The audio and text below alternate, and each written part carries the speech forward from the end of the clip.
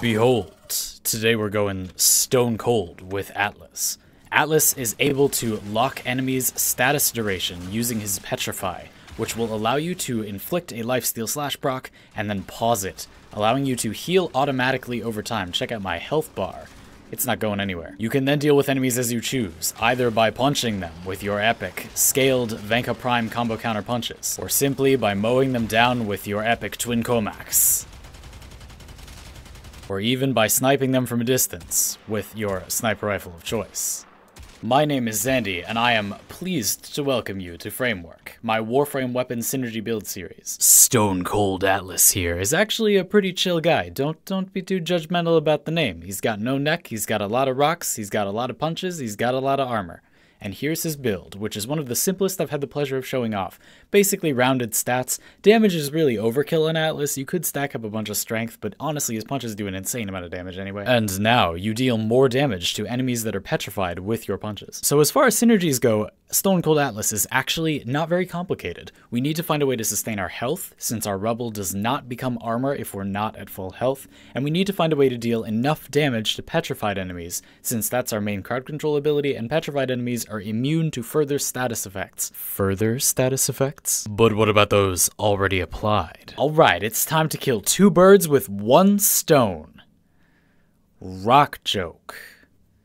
Laugh, damn you. Here we go. Venka Prime has a more powerful scaling combo counter, as you'll be able to see in the bottom right corner, so we want to make everything work with this weapon if we can manage it. The increased combo counter scaling on Venka Prime does affect the damage of our punches, so we've pretty much got the damage covered with only a little bit of ability strength and a smattering of straight up damage mods. Now we need to create a way to heal ourselves. We could use guns that heal us up, but Atlas has a better method at his disposal. Life Strike causes any results of attacks made while channeling to heal you as well, not just the initial damage. That includes slash procs, so we can use the block combo of Malicious Raptor, which inflicts a smattering of forced slash procs in a row on the third hit, and inflict a ton of lifesteal slash procs on that third blow, and then we turn our enemies to stone, causing them to bleed indefinitely, and also healing us every few seconds while increasing and maintaining our combo counter. Outside of this tactic, I would normally not recommend Life Strike as a healing mechanic. Healing Return often makes for a much better and Healing Return heals you for a flat amount based on how many status effects enemies have. Why is there no Healing Return does not cost energy. It is totally free to restore your health, and Life Strike is not. However, Life Strike can do it faster, and in this case, indefinitely. Your slash procs duration will pause when you inflict them with Petrify, and they will bleed for the entire duration of your stone, which is about 28 seconds, and then the normal duration of your slash procs will continue once they thaw or unpetrify. If this status duration pausing tactic fascinates you, go watch my full video on how it works and some of the other frames that can do it in the description of this video. So as you can see, after you set this up, you can just keep punching away at enemies and you're not really going to die from taking damage because you have such strong health regen. Just make sure to petrify enemies before you kill them so that they generate rubble, and remember that your punches will do more damage to petrified enemies anyway, so you want them to be stone. And incidentally, it's important to remember that your punches cleave for a lot, so make sure you don't kill your healing totem.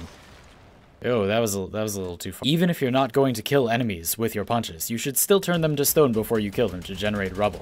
You can use your other weapons to plow through their meager health bars while they stand helpless before you.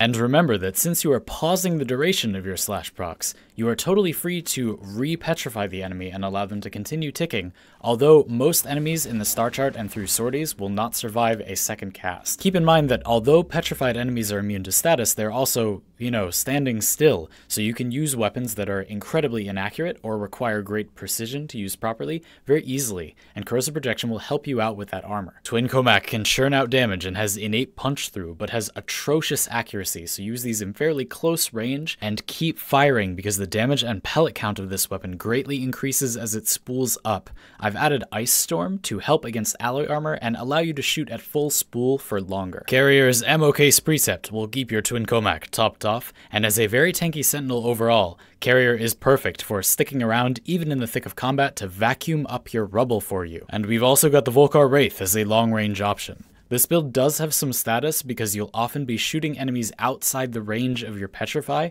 but it still does phenomenal damage to petrified ferrite armor targets. Take the time to go for those headshots. One important thing to note is that this is a sweet spot build when it comes to armor. At the highest levels we usually encounter, say levels 80 to 100, this build can overcome armor scaling with raw damage, but without further party support or more corrosive projections, this will start having a lot of trouble killing enemies if their levels increase much further.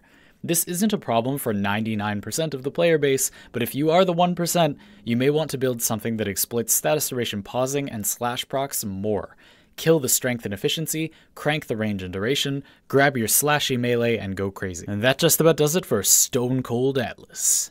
I've been Zandy, and I hope that you enjoyed this Framework build. If you did, check out others like it by looking for that film reel style thumbnail when I upload content in the future, or by checking out my Framework playlist. And thank you very much for watching. Subscribe if you had a good time, and find me elsewhere on the internet in the description. I'll see you all next time.